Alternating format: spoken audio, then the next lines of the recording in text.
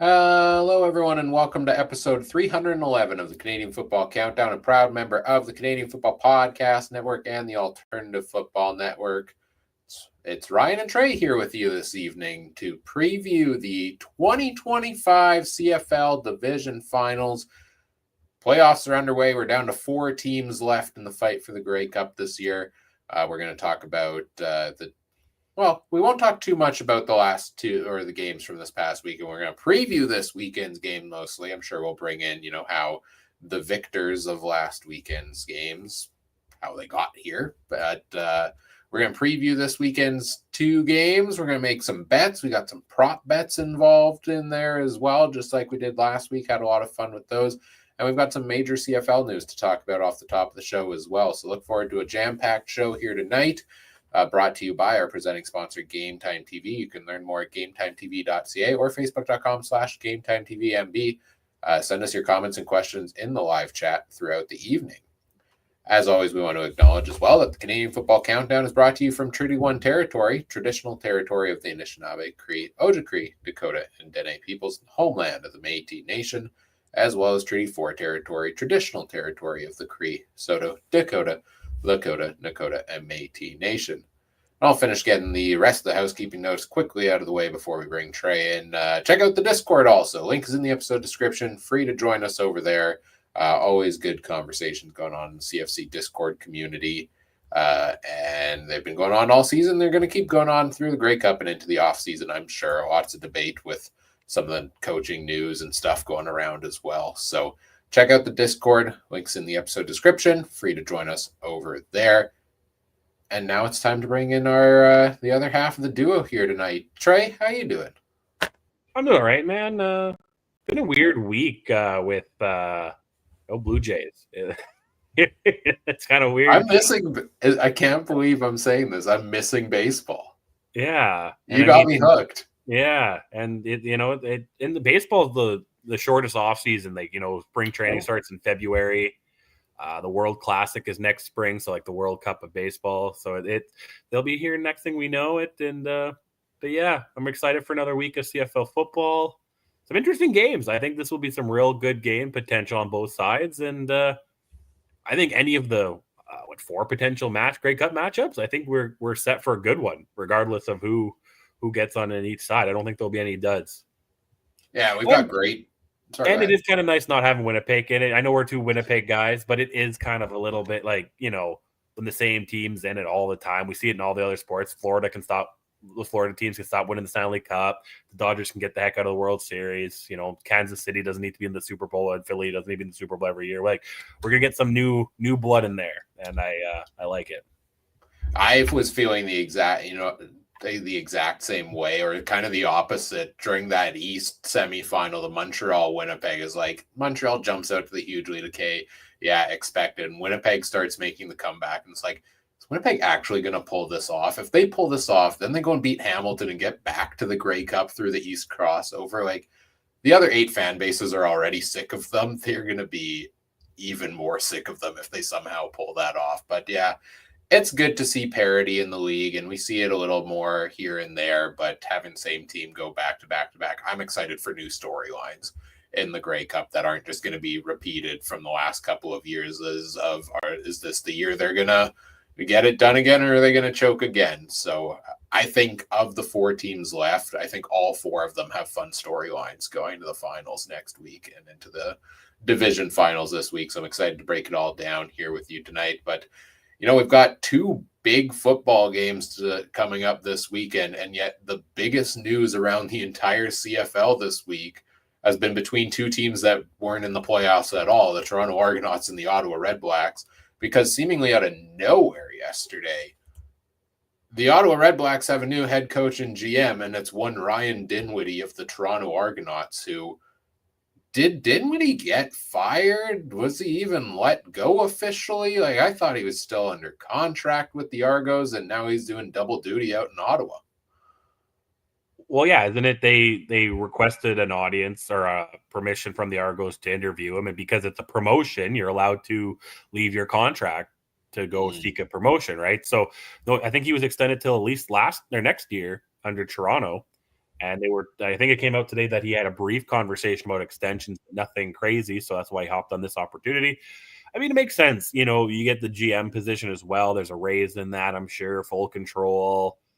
I've heard some personal things that he didn't like living in Toronto, but I don't know again what's true. I always see things on Twitter and I never pay attention to who says them, and the journalist in me should quote better, but somebody said that. And then I saw somewhere where he'll live in Ottawa all year round going forward and things of that nature.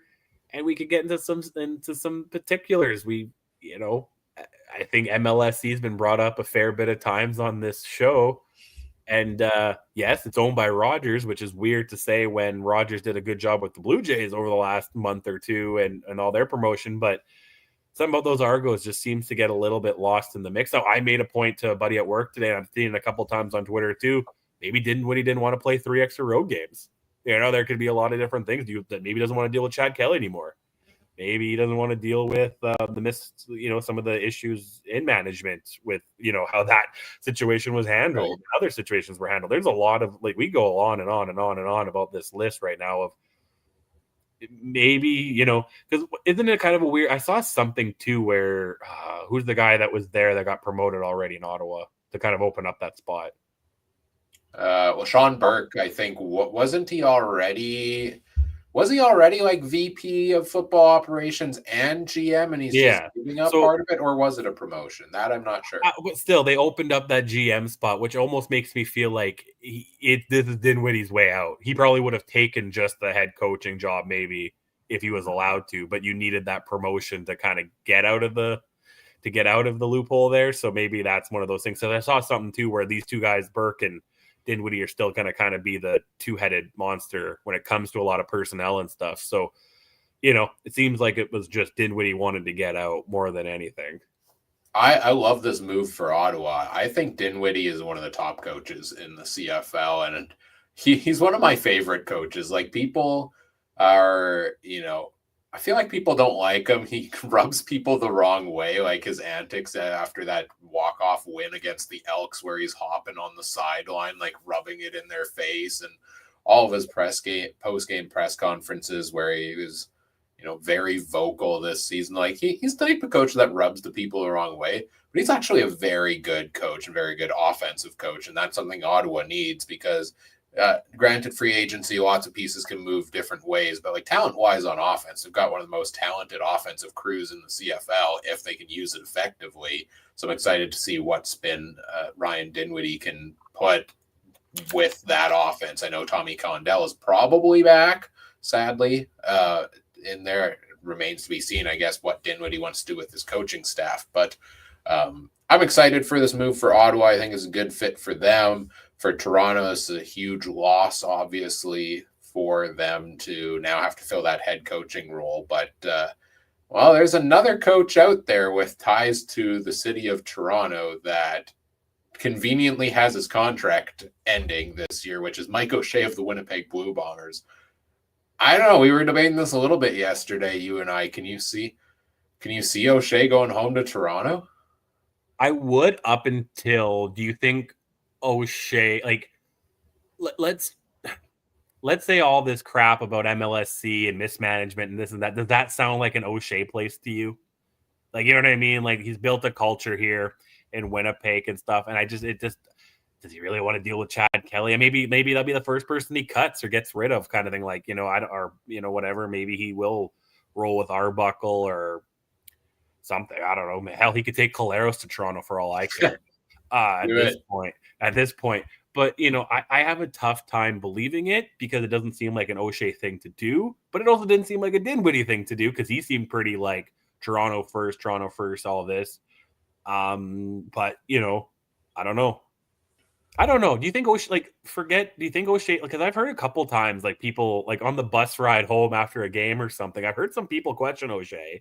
And is that just that we live in a trigger-happy world where coaches get fired when you have one bad year? Or do you think it is time? I don't know. Like, you can't deny the success that he's had, and I don't think one bad year is enough to, like, for the team to want to move on from him. I see where people are coming from, where I think that at this point they're growing tired of the loyalty angle that O'Shea brings, which is ironic because that loyalty angle and bringing back so many pieces is the reason they went to 5 straight Grey Cups, is the continuity between those.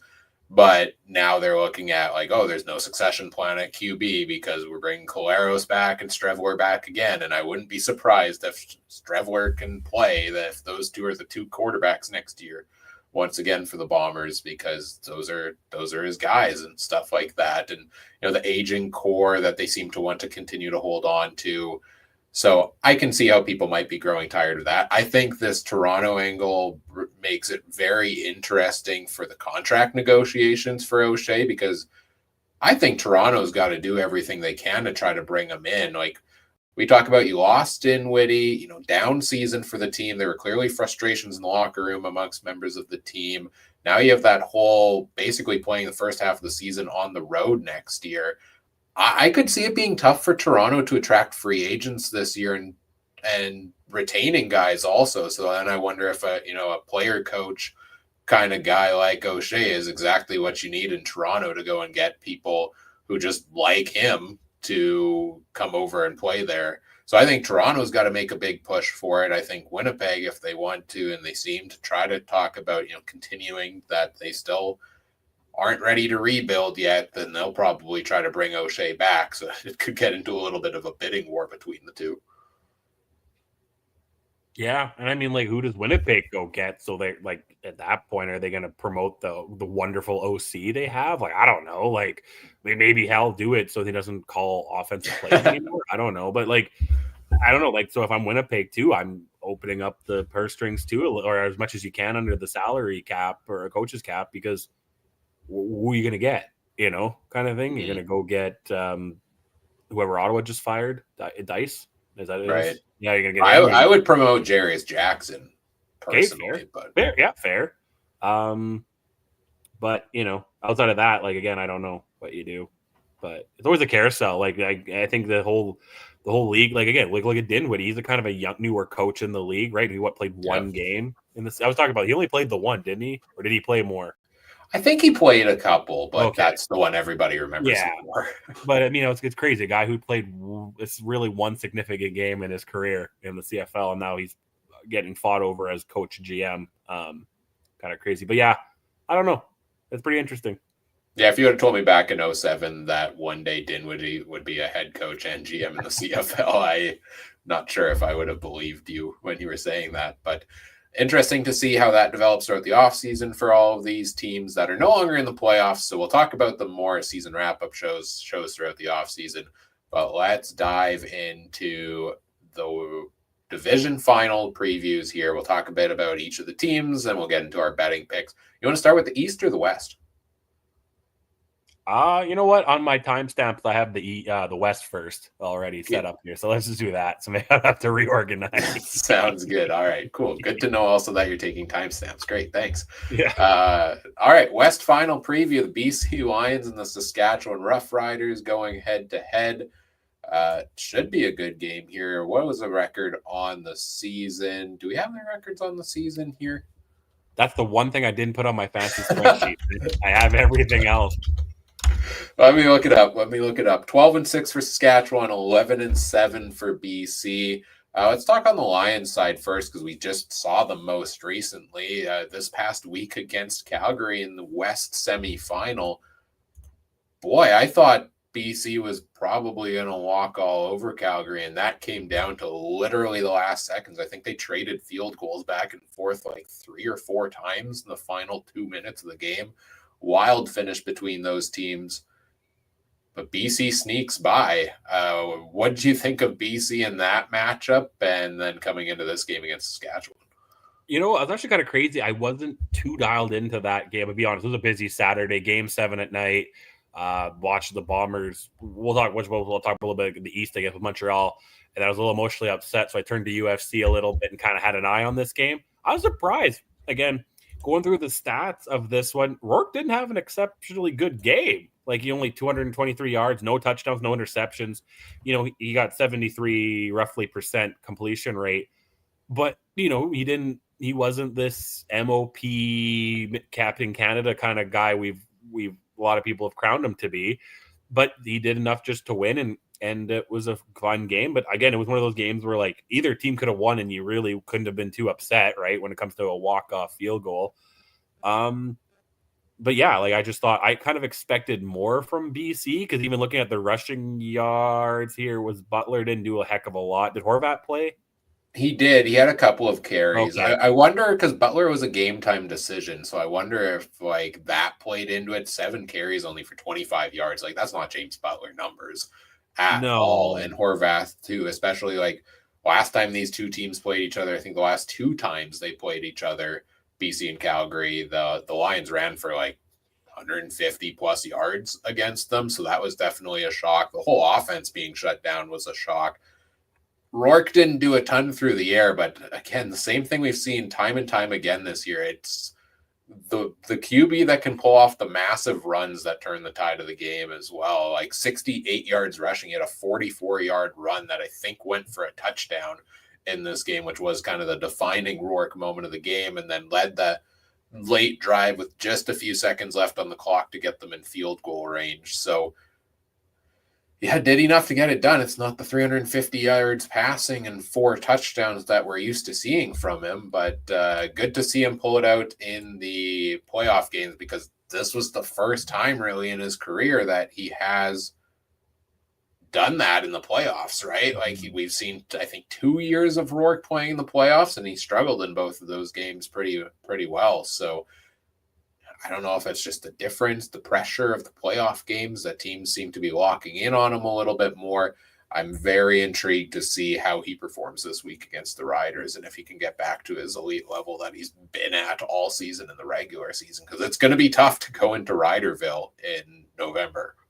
Oh, yeah. And like, the one thing I will say maybe about home field advantage is, like, it's snowing tonight here in Winnipeg, so I can only, or rainy snow, so I can only imagine what Regina is going to be like on the weekend. And you come from a team that plays in a dome and all this stuff, and then and not even just the dome. If Butler's not 100% and Horvath, I would like to, you probably lean a little bit towards AJ Ouellette running in crappy weather. A little, I mean, I don't know the extent of Butler's injury, but if it's like slushy conditions, you don't want to overuse him. Horvath has looked good, but kind of a rookie or untested guy. Like, you never know how that's going to go. And then on the other side, you got Thor, right? Like, so again, if you look at that aspect, and it's a crappy weather game, and Harris, all he has to do is pass for 200 yards, and Ouellette gets 100, $150, that's going to be tough to win.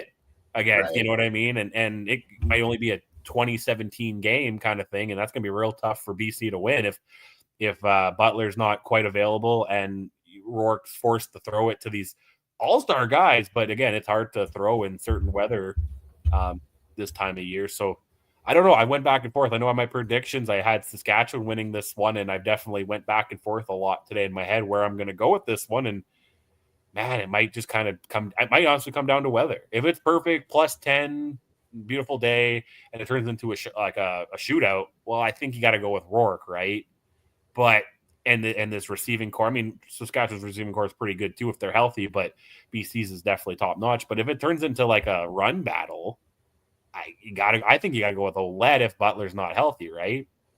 Yeah, for sure. And I go back to the conversation we had last week when we were previewing that game against Calgary, where you were we were talking defense for the Lions, right? And you were saying they were unimpressive for a lot during the season. And if it got into a defensive battle, that's where you could see BC falling short. And I countered and said, well, they've been really good lately.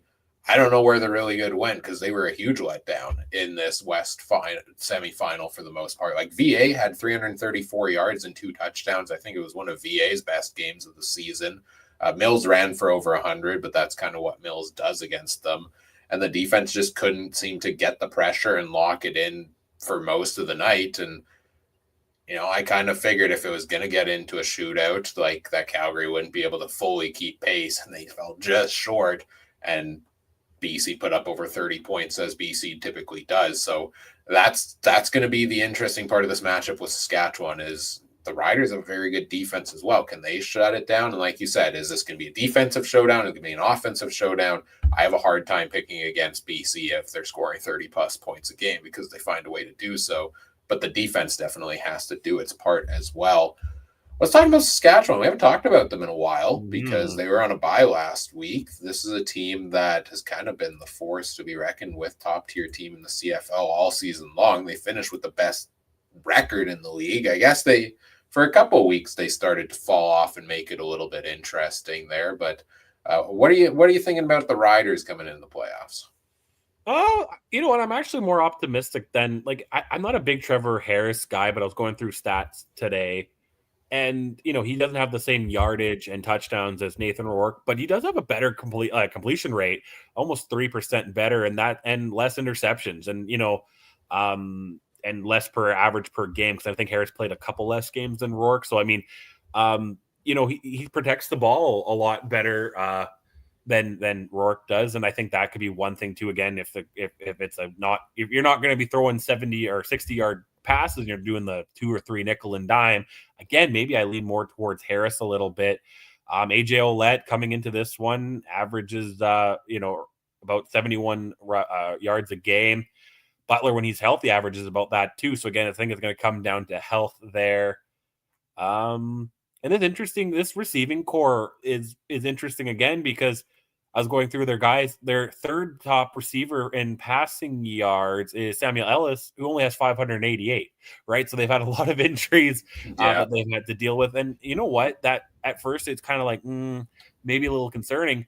But like you said, they have the best record in the league, and that's including with all these injuries and stuff. So they still found ways to win with that. And they have a lot of guys, who are healthy now or getting healthy. I know there's a couple question marks on both sides of that injury report. Where's Adam when you need him? He loves that injury report. He always goes through.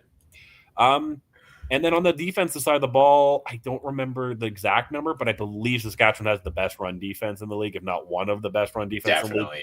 Definitely they gave up 500 less yards on the ground than BC did.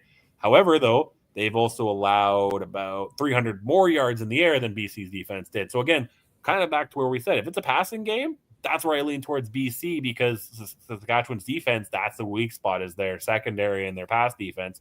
Turns into a running game. That's where I think Riderville has the edge. And November in Regina just screams running game. So that's where I want to lean that way a little bit. But I don't know. These are my least two favorite teams growing up, man. I hated BC almost as much as Saskatchewan as a kid. So this game is hard to say anything nice about them, but I think this will be a good game on Saturday. After watching the East game last week, I don't really know. I can't predict what's going to be a running game or not anymore because with Montreal's D-line half out, you would have thought Brady Oliveira would get more than 4 carries until it was kind of out of reach in that game. So I can't predict that necessarily anymore, but your reasoning sounds sound to me there as well. The Riders, to me, are a weird team where they're the best team in the league this year, but I doubted them so much of the season. Like early in the season, I feel like a lot of those wins were just not 60-minute efforts where they would get ahead, but they would allow a team back into it, and then they just barely hold on. So I think I said early in the season that I was waiting for the wheels to fall off the cart, so to say, with Saskatchewan, and they dipped a little bit here and there, but they never really truly fell off in the end. I know they played a couple meaningless games at the end of the season, right? Against Winnipeg, against BC, where that's where they picked up 2 of those, 6 losses, I think, that they had on the year. So this is a very solid team throughout. You mentioned the run game. Yeah, AJ Ouellette, fantastic season for him. Right up there, kind of finished 8 yards more than Butler on the season. Passing game too. That's interesting that what you mentioned about Sam Emilus being the 3rd leading receiver for the team, because it really has been the Keyshawn Johnson and Dante Myers show. And if they're both healthy, I imagine it will continue to be so. But we saw this team suddenly just get this flurry of players back from injury right at the end of the season there, right? Like we had Johnson and Myers were both still there. I know they got a little bit banged up, but I think they're trending to be playing here. Check the injury reports if you're doing anything betting or your own fantasy leagues or whatever, of course. but they got Sam Emelis back, who's only played a couple of games this year. They got Keon Schaefer-Baker back, who's only played a couple of games this year. Sean Bain Jr. was kind of in and out late in the season after missing most of the season. Tommy Neal stepped up down the stretch when they need to. So they have a lot of talent at receiver. They have a lot of talent on offense in general. For the Riders, this whole game is going to come down to what version of Trevor Harris do we get for me, because he might be the most good, bad, you never know what you're going to get quarterback in the CFL, even more than Zach Collaros to me at times. Trevor Harris can be in that category. When he's on his game, he is lights out. Like, I think he probably holds some CFL playoff records. I still remember games a couple of years ago where I think he threw like 500 yards and 6 touchdown passes in a playoff game a few years ago.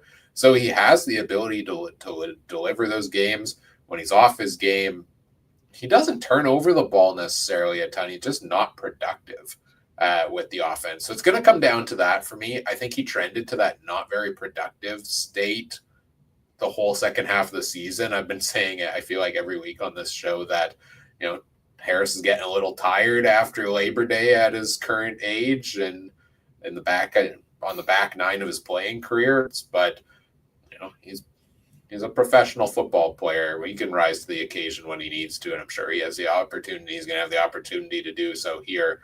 And if it gets into a shootout, he's going to have to. No, I agree. He's giving me like the Matt Nichols kind of vibe, where he just the nickel and dime, does what he's got to do, doesn't turn it over a lot. And it'll be an interesting matchup in all aspects. Also, we haven't talked special teams really. That's what this game could come down to, because that's what it came down to between BC and Calgary, those last-minute field goals. Well, if it comes down to that between Sean White and Brett Lauder or whoever else can handle kicking duties, I'm putting my money on Money White, basically, in that, right? Like 73% field goal rate for the Riders this year, 95% for the Lions. That's a huge discrepancy that can make quite a bit of a difference for putting points on the board. Man, in some aspects, 95 isn't even a great year nowadays. What kickers can do in all of football, and that's still was one of the top in the CFL this year. But 73, man, like, this isn't university. C's don't get degrees out on the football field, right, man? You gotta get that at least to an A- kind of level if you want to have a kicking career. And again, we'll talk about bad weather. Adam in the group and the chat, -7 feeling like -14 with wind chill. That ball is going to be rock hard, especially if it's raining and snowing and stuff like that. That 73% could go down to 53% depending on what the weather is like come Saturday. So yeah, I think that'd be a good. BC definitely has the advantage there. Looking at the other side of the special teams, though, they both have pretty similar numbers. Kicking average is pretty the same, so they get kind of that. Both only have 1 kickoff return this year. So, I mean, I think from that, the field goals aspect, yes, I think BC's got a huge advantage. But yeah, we'll maybe see again. Crappy weather, man. You never know. There could be a couple missed tackles, and we could see some crazy things in the kick return. So, if the Riders go out in the playoffs off of a missed field goal, like, Saskatchewan's going to burn. Yeah, it's going to crumble, because this is something they've been worried about the entire season long as they've been coasting through the West Division. Let's get into our betting picks for this game. Let me throw it up on the screen here.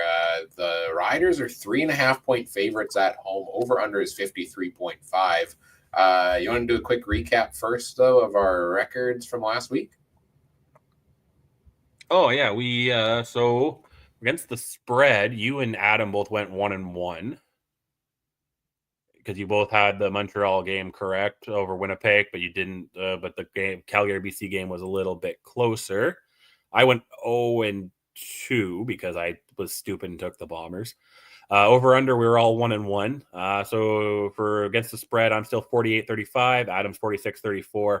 Ryan, you're 40-43. You got to go perfect here to be 500 against the spread. Over under, I'm 46-38-1. You're 45-39-1, and Adam's 41-41-1. So he's at 500 there. So we're all around 500. It's okay. This week, yeah, this was an interesting one. I don't know, man. I don't know either. It's a tough line because, we'll talk about I was looking at those like alternate spreads like I did last week, and this one was an interesting one because it has, I don't know why, like Vegas is really favoriting Saskatchewan in this one. And go back to our conversation last week or last couple of weeks against Montreal and Winnipeg, where the last regular season, Vegas wasn't really wrong about it, even with all the craziness of rosters and stuff. Right. And last week, too, it looked early like Vegas was going to be wrong because they had it, a 5-point game, 6-point game, something like that. And then it was like completely, blowout Montreal. And then Winnipeg made it close, like maybe another catch down the stretch, and it could have been an easy backdoor cover. So this is an interesting one, too, where I'm like, 3 points, man. Like, this is 3.5. Like, is it going to be a field goal in a Rouge game? Is it going to be not? I don't know, but I'm going to take Saskatchewan minus 3.5. Yeah, if you don't mind typing it, yeah. I got a different setup today. The typing's hard. And I'm going to take the under just based off the weather. Again, if this was in BC, I think I'd hit the over. But in Saskatchewan, crappy weather. Yeah. Oh, I don't know what to do. This was my dilemma with my full playoff bracket. This is my dilemma now. Like, we go back to my full playoff predictions. I expected this BC Saskatchewan matchup, and I took BC to win and go to the finals in that. But I was expecting a better win over Calgary to incite more confidence in them for myself, and I didn't really get that out of them. And I've been hemming and hawing about this basically all season between these teams. I'm going to go with the Lions still. I'm going to take BC at the plus 3.5 because I don't know if you can shut Rourke down more than Calgary did last week and the run game, and BC still put up the 33 points on the week. And we've talked about earlier, if this gets to a shootout, that's BC. And I think that's what this is going to come down to. So I'm going to take the over on this as well because I see, like a 30-24 game for BC is hidden and over on this one. So I'm going against the resident betting expert with my season average on the line is nerve-wracking as heck, but I'm going to do it here. I'm going to continue to believe in the Lions that they can turn this around, and maybe the Riders have a little bit of rust because they haven't played a meaningful football game in a month. No, I get it. I mean, I it's that half that's killing me. You know what I mean? This could easily be a field goal game, right? But is it I don't know. That half is killing me here. Look at some prop bets for the week. They might be up there now. I didn't have any receiving yards when I was putting this together. So we got some passing yards. Rourke's at 308.5. I'd take the under just again because of what he did last week and the crappy weather and stuff. But Saskatchewan pass defense is kind of crappy. And I'd go under. I think I'd go under on that one. You? Ooh. It came down a lot. Last week, the line was like 330 against the Stamps. So it has come down a lot from there. Give me the over on this one. I think if it's going to be a shootout like I think it is, I think Rourke can put up over 300 yards. And that's more his norm than what we saw last week. Yeah, for sure. We'll talk. Ouellette was at 78.5 rushing yards. I hit the over on that because I think if Saskatchewan wins this game, he's going to have to go for 80 to 100 yards. I'd probably go the over as well. He kind of hovered around that line all season. So it's kind of cool to look at like the game splits on the season, and you can see how they came up with the numbers they did because it was pretty evenly on them. But he was getting 15 plus carries a game on the season, and he should be able to take those for 78 if Mills could hit 111 last week. Yeah, for sure. Both quarterbacks are at 1.5 over under for passing touchdowns. That one's interesting. I don't know what I would do. You know what? Rourke had none last week. And he had none last week, but he has he's kind of hit and miss, actually. Like, I don't have stats from week 21. It's in my stat sheet. I still just have not had time to go around and put them in. But in 4 of 6 games before that, he was 1 passing touchdown, actually, because he ends up getting it to the goal line and then he just punches it in himself. So if this includes rushing touchdowns, then I'm hitting the over. I think I'd go under on both of them again, because I think it's going to be one of those games where you get close to the red zone and you're going to have to run the ball. Yeah, I could agree with that. Yeah. Yeah. Yeah. And then we'll look at alternate spread. So similar odds. This is where I was thinking it was weird. Vegas thinks that Saskatchewan winning by 8.5 has pretty much the same amount of odds as BC winning by 2.5. I would much rather take BC minus 2.5 over the Riders by 8.5. That's why this was weird. I was like, that's crazy. First time touchdown. I'm like an AJ Ouellette, kind of for the same reason we said. It all comes down. I hate this bet because it all comes down to who wins the coin toss. But I think either running back, and you could throw Horvath into that too if Butler isn't 100%, has the best chance at the first touchdown, because again, you're going to get close down to the red zone and you might not want to run or pass the football the same. So I went AJ Ouellette. I think if Saskatchewan's going to set the early tone, they're going to – Saskatchewan – the way Saskatchewan's going to win this game is they set the tone and they do like a 7-8 minute drive to start the game, handing it off to Ouellette every other play and whoever else in there. Anytime touchdown, I was thinking Horvath at plus 155. Again, maybe he gets some reps down near the end zone when Butler needs a break or not feeling great. Those are kind of – I think the two running backs are going to get a lot of usage and touchdowns could come to them. Anything else you thinking? Yeah, I like Ouellette on the Riders side for the touchdown pick. On the BC side, I'd go, Nathan Rourke seems money for a rushing touchdown. And I don't know as much about CFL, but I know NFL often it's pretty good odds for if you believe in a rushing touchdown from a QB. So, maybe there's a little boost there. Or if I would go anybody else, would probably be Justin McInnis, who was pretty hot in the end zone down the stretch of the season there for the Lions. Seems to be his go-to guy near the goal line. I love it. Let's move to the East. The true East matchup this week, not this crossover business, because crossover team is gone. The Montreal Alouettes visiting the Hamilton Tiger Cats. Hamilton 11-7, Montreal 10-8. Roller coaster week last week for the Alouettes. So let's start with them because we talked about them most recently. Started the game off blowing out the Bombers. Looked like it was going to be a beatdown throughout the entire game. Then all of a sudden in the third quarter, Winnipeg scored 21 points in 3 minutes to take the lead.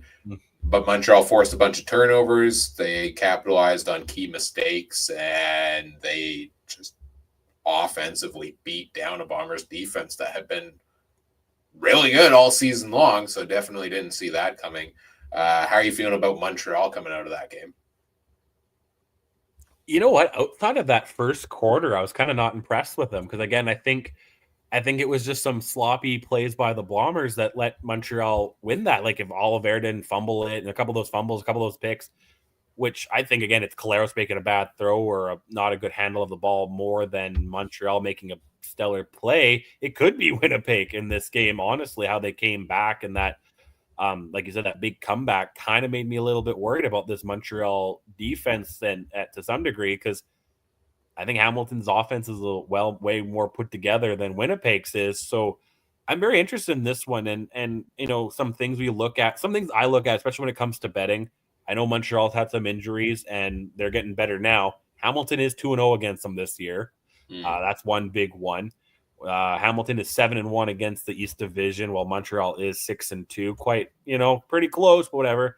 One thing is Hamilton is 5-4 at home, while Montreal is 6-3 on the road. So home field didn't matter to Montreal or Hamilton this year as much. So some interesting things. I do tend to lean off of Hamilton based off a couple of those just key factors. And you're giving Bo points. Like, you know what I mean? Like, sometimes there's things like that where I'm like, giving Bo points at home seems a little tough. Bo definitely had a better year.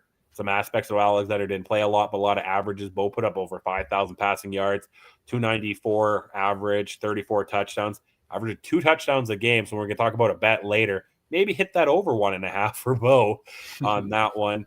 But the completion rate on Alexander, way better, less interceptions per game. Just, and he's got that crazy, 12-0 stat now? 13-0. Yeah, he's still undefeated coming out of last week. Alexander is just such a fun guy to watch. Like, watch him grow in his career. Like last week, like he had the swagger out there on the field, and he's talking trash a little bit with Willie Jefferson and the Bombers. And I don't know. I feel like it's been a while since we've seen a guy just come in who really, again, I think you said this last week, isn't actually a rookie, but still feels a little bit like a rookie in the league, but just, talk the talk and then walk the walk to prove it out there on the field. It's exciting to see. Great game for him last week, 384 yards and completing over 70% of his passes in that game. I think he got a rushing touchdown in there as well, and 32 on the ground. And yeah, you mentioned the 2-0 record for Hamilton over Montreal this year. Davis Alexander did not play in either of those games. So we haven't really, I kind of take nothing out of those two Montreal Hamilton games, because this Alouettes team really was two entirely different teams this season when Alexander was in the lineup versus when he was not in the lineup this year. And I put a lot more stock in the games I saw with them in the lineup, and they won every single one of those this season. So we'll see if it can continue the trend this week. But the biggest thing on the Montreal side that I was excited to see it come out of that win with Winnipeg is Stevie Scott III was an absolute monster out there on the field. 133 rushing yards and 2 touchdowns, 3 catches for 29. The Ticats don't own a run defense. Like, file a missing persons report in the city of Hamilton for their run defense, because it does not exist. And it's been beat up on by team after team after team all season long this year. And my one concern was, well, that's not super relevant for Montreal because they haven't run the ball very well a whole ton this year. Scott's their leading rusher on the season with 418 yards. Sean Thomas Erlington was in there at times. Travis Tice was in there at times. They didn't run the ball a whole ton this season at all, so I didn't think that would factor into things. Now, he's been running the ball quite a bit lately, and he showed what he can do last week, so he has the opportunity to annihilate that Ticats defense. No, yeah, for sure. I mean, I think both defenses could have some issues this on Saturday, depending on, because again, Hamilton's offense is pretty stacked as well. Montreal's offense, like, this to me is going to be the blowout, because Hamilton, I mean, it could be cold in Hamilton. I don't know the weather off the top of my head, but Southern Ontario sounds a little bit better than Regina. But some things about defense too, I was looking at. So when it comes to points allowed, passing yards allowed, rushing yards allowed, and sacks, Montreal all leads the way over Hamilton on that one. However, some big key things: Hamilton, 27 interceptions compared to 18 for Montreal, 44 turnovers in total compared to 39 for Hamilton. So the turnover battle could be big in this one, where Hamilton has led to that. Maybe this, again, more unexperienced quarterback on the one side, even though he's been playing lights out. That could be a factor there. But the sacks, I mean, you're going to have to get to Bo, because he's still got a pretty quick release time. I think, some things in that aspect. But yeah, you're touching on Alexander. He gave me that Strevy vibe, but he could actually play all out, like he could actually throw a little bit. You know what I mean? And it kind of pissed me off as a Bomber fan in the moment, but afterwards I was like, nah, I can respect it. That's what you want to see out there. Because yeah, he showed up, and I think he's got another one. He just took down Caleros, MOP, great 5 straight Grey Cups on that side. Now he's got Bo, probably, he's going to knock off 2 Hall of Famers back to back to get to the Grey Cup, I think, and then potentially see another Hall of Famer, Nathan Rourke. Wow, I was going to say Harris, but then I was also going to say future Hall of Famer and Rourke too. So he's got some work cut out for him here. Yeah. Which one are you more excited about? We'll talk about, like, which game. If you have to pick one, you can only watch one. Oh. Kids are crying, and you can only pick one to watch. Wife says you deal with them now or deal with them later. I don't know, right? Like, I go back to what I said last week, that I just really want a Montreal BC finals, because I want to see Alexander and Rourke go head to head, because I think they're the two future faces of the league at quarterback. And we kind of have the two guys on the way out in Bo Levi Mitchell and Trevor Harris, who only have a couple of years left. I'll say I'm more excited for the Montreal Hamilton matchup, because I think we haven't seen it yet this year between them, right? Because Alexander didn't play those other 2 games. So I'm excited to see how that one stacks up. And hopefully both games were fantastic last week. I just want 2 more fantastic football games, and I'll watch both of them if I can. Unless you make me choose, then I don't know which one I'm choosing. That's my cop-out answer. That's fair. It's almost like the rules shouldn't change, huh? Just kidding. I've been seeing. Well, that pass wouldn't have hit the goalposts last week if the goalposts were in the back of the end zone. That's fair. Let's talk a little more about Hamilton, though. Yeah. We talked about them a little bit. They come in off the bye. They got first in the East Division. They started slow to start the year. They were everybody's preseason darling. I think we all had Hamilton coming out of that East Division and going to the Grey Cup because they added guys like Lawler and every other former member of the Winnipeg Blue Dobson on the offensive line. All the names are escaping me that were the big additions, right? But Lawler was the one that obviously comes to mind as a shiny new weapon for Bo Levi Mitchell. And how is anybody going to stop this offense? And then they started the year so slow in the first few games. I think they started the year 0-2, 0-3, and we thought, oh, it's another year for Hamilton.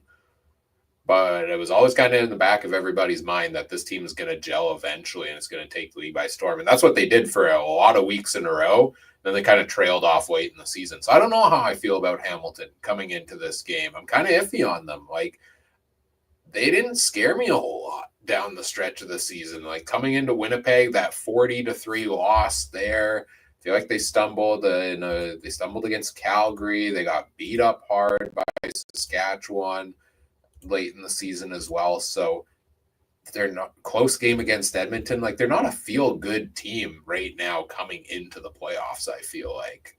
Am I alone in that, or how are you feeling about them? You know what's crazy, though? The 4 teams you've mentioned were all from the West, and it's almost like the West continues to dominate the East. So I don't know how I put much stock into those games because, like I said earlier, they were 7-1 against the Eastern Division, and this is the East Division Finals. So, yeah, I 100% see what you're saying, and it's almost like it was weird because I'm looking at Lawler's stats. He had 14 passing touchdowns this year, or receiving touchdowns this year.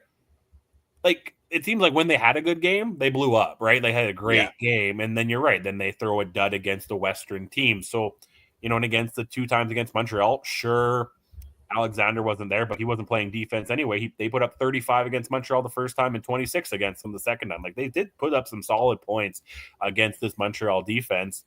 And sure, Alexander might go and put 300 yards and a couple touchdowns in there, but if Hamilton puts up 35 points, like, it's going to be an interesting game. So I think I have more stock in Hamilton than you do. Yes, they were a little disappointing because I was very high on the beginning of the year, but I think they still got potential. Greg Bell's been a positive, over 1,000 rushing yards, put up some touchdowns. He averages just shy of 70 yards a game, and he puts up some yards in the receiving game.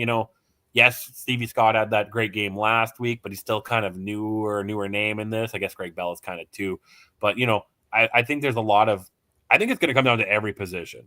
It's going to be Bo versus Alex. I mean, I guess that's football, but it's going to be Bo versus Alexander. It's going to be the running back like Scott versus Ball, and those receiving cores versus receiving cores. Because right now, like, I think I take Lawler over Sneed, who Sneed's been the top receiver for Montreal. But when you get to the other guys, I'm probably taking Phil Pott over Smith.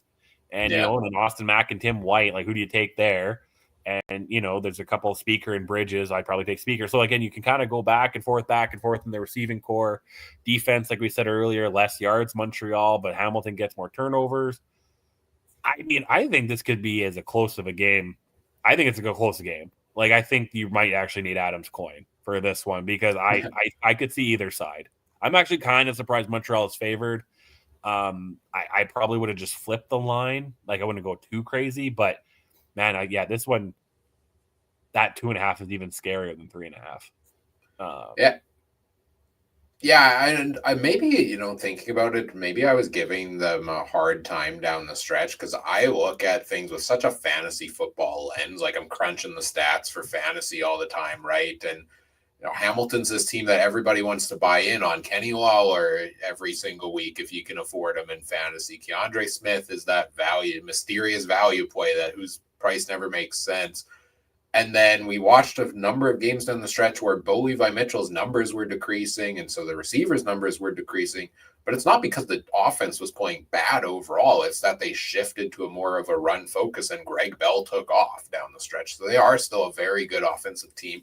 I think Montreal's a deeper offensive team. Like Shamar Bridges has been so quiet this year. Brendan O'Leary-Orange, Tyler Ternowski, like you get those kind of guys playing those depth roles here. Whereas I think Montreal, now that everybody's healthy with Sneed, Philpott, Max, Speaker, Rambo is an incredible top five. We saw Rambo having his best game of the season in the semifinals with 95 yards there. So there's a lot of offensive firepower to go around. It's really going to come down to me of can the Ticats defense pull their weight in this one and stop the run, because that's been the glaring hole that's had me concerned the entire way. And other than that, I think they match up very well in this matchup.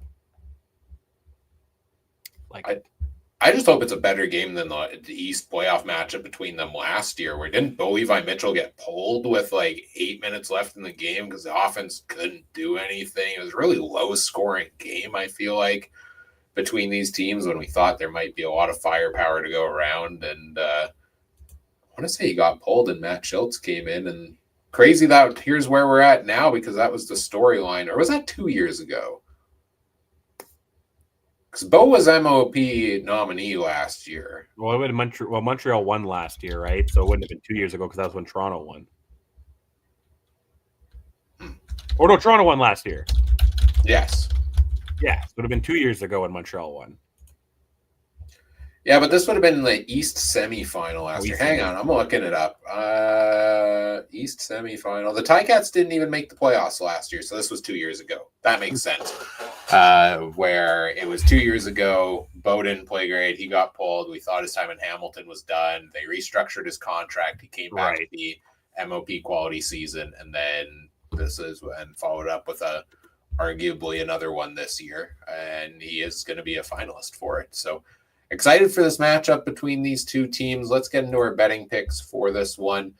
Weird situation with the lower seed and the road team, the favorites on the road in the playoffs. The Alouettes, 2.5-point favorites, over underline at 52.5. Have you ever seen something like that before? That seems rare to me. No, you see it sometimes. Like, again, because you've mentioned Montreal's been hotter as of late, and it's that rest versus rust, right? Like, does Hamilton get an edge? Like football, maybe you get more of an edge on a bye than other sports, but I think Montreal might have benefited from having that extra game against Winnipeg last week and fine-tune some things. However, I'm not really on. I'm not feeling Montreal, so I'm going to take Hamilton plus 2.5 in this one. I think. The team that I initially had win this game is not in it, but I think Hamilton, I don't know. I was very high on it, and that's like what 12-0 kind of freaks me out and all that things. But just looking through the stats and looking through, past performances and all that, Hamilton is a lot better than I think people are giving them credit for. And I think it's going to come down to that defense and the turnover battles. Like looking at the yards, yards definitely helps. Alexander could throw for 400 yards, but if Hamilton gets 2 picks and a fumble recovery, those 400 yards kind of doesn't mean anything. I will take the over, though. I think this will be the gun show. Yeah. I'm going to go with the Alouettes. I'm going to go with the Alouettes in the over. I have to do it. I'm standing by what I did last week. The way they came out firing in that game was expected. Concerned by the way they fell apart in the third quarter, but then they brought it back and still won by 9. And Alexander seems to just have that demeanor to him that rallies the troops. Like, seeing him like running down the field celebrating with his team, like he was amped up in that game, and I'm excited to see what he does in this actual divisional matchup here, even on the road. Give me the Alouettes in this one, but I gotta agree with you on the over because I think there's gonna be a lot of points scored across these two teams in this game, and I'm hoping we get another fun game like we did last week. Yeah, we'll look at some props now in this one. Some interesting things. Not as many crazy passing yards. Bo Levi's passing is 296.5. Man, I go back and forth on this one because I could see Bo winning this with 200 yards, and Greg Bell has a heck of like 200 rushing yards on his side. But I also see Bo winning this one potentially with 4 touchdowns, Lawler going off and getting like 150 or something, and this and that. So I'm going to hit the over. I think Bo's going to go over on this one. What's your thoughts on Bo getting to around 300? It's an interesting line. Like, he's been all over the place this year. Early in the season, I'd smash this because he seemed to be over 300 every time.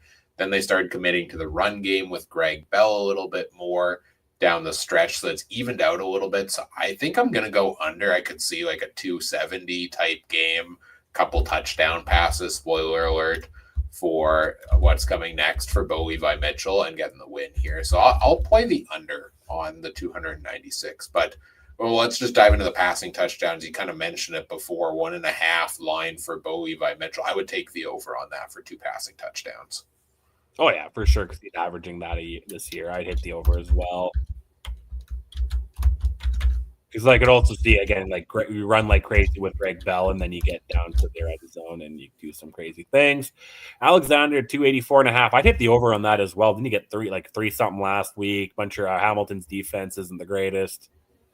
Definitely go with that. Agreed, yep. And I'd also go over on his 1.5 too, I think.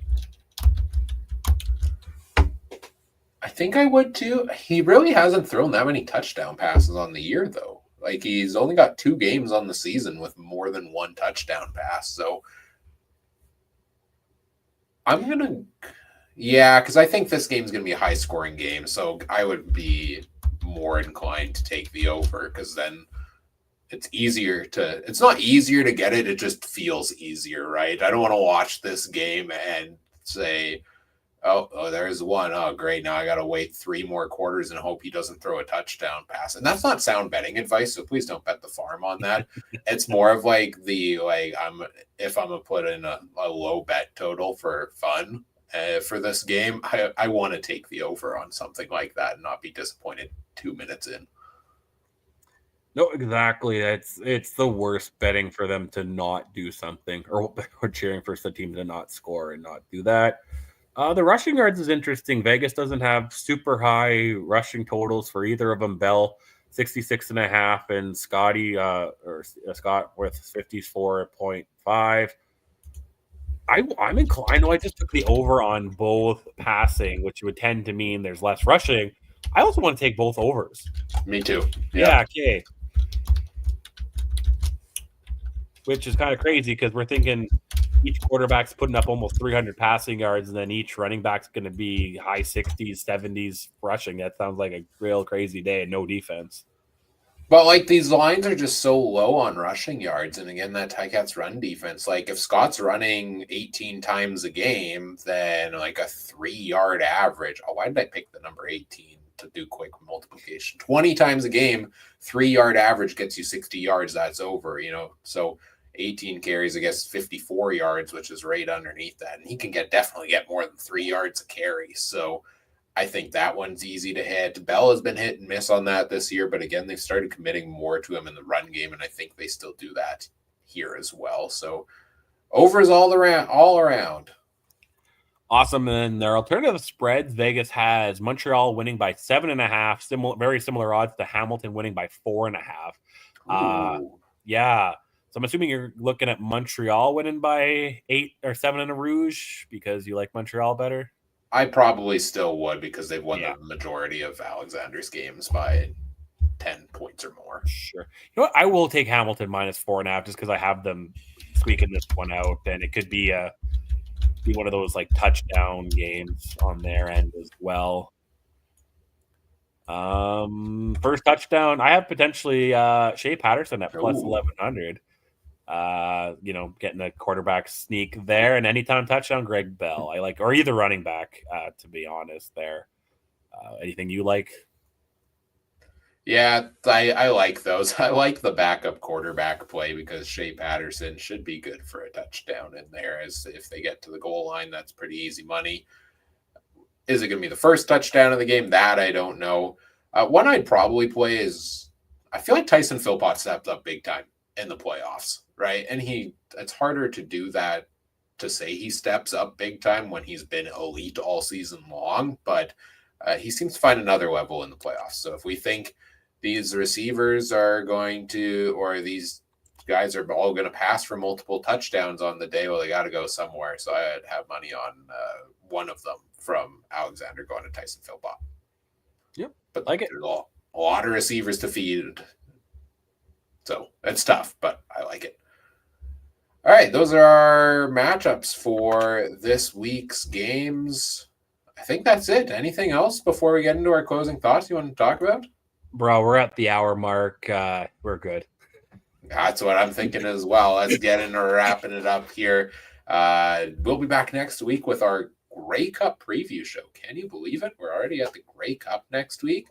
Grey Cup's in Winnipeg. Hope to see folks around the Grey Cup Festival next week as well. I'll be there for some of the events, so look forward to that. But probably Thursday night again next week, right? I would assume. Yeah. Most likely for a Grey Cup preview show. We'll preview the big game, and then I'm sure we'll have like Grey Cup recap after the big game and our season wrap-up show before we start getting into off-season mode. So stay tuned for all of that. You can find out when our next shows are always by following us on social media at CF Countdown Pod on X and Blue Sky, and Facebook.com/CF Countdown Pod as well. Check out all the other great shows from around the Canadian Football Podcast Network at CF Pod Network on X, the Alternative Football Network shows as well at the official AFN on X or alternativefootballnetwork.com. Trey, what do y'all got going on these days? Where can people find it? You can find me on the X at Trey MB Harness. It's been a lot of J, so I've kind of neglected a lot of other aspects of life, but always tweeting USC, horse racing, big Super Saturday in Alberta this weekend, so I'll probably be watching a lot of that, maybe post some about that. Football, CFL. I don't know what I'm going to do after CFL, man, because I'm not a big hockey guy, not a big basketball guy. NFL, I always get excited first 3 or 4 weeks of NFL, and then I'm out of the playoffs and all my fantasy leagues, then I'd stop caring. So I don't know. But what else is there on right now? Soccer playoffs were on, but I don't care about MLS anymore. I don't know. We got to pick a random sport to dive into, like I did with baseball, and go fully in. How are my? I randomly picked the 76ers as my NBA team. How are they doing so far? God, did you actually? I did, yeah. Oh, I have no idea, but that's not a good team to pick. Okay. Where are they at? Let's see. They're 6th in the Eastern Conference, 5-3 record, not bad. I've always believed in them. What can I say? Yeah. You can find me on X at CooperTrooper42 on Blue Sky there as well. Mostly, if I'm doing anything though, it's from our show accounts, so check those out. Adam's at Adam Stewart 1, Mike's at Mike Garrell. You want to chat with them there as well, or join the Discord. Link is in the episode description, and come chat with us there and all the other wonderful members of the CFC Discord community. Whatever podcast platform you're listening on, we appreciate if you do all the fun things like, comment, subscribe, rate, review, share the show with your friends, help us grow the show. We always appreciate that. Enjoy this weekend's games, and on behalf of Trey, I'm Ryan saying thank you for listening. Take care. Have a good one. Bye.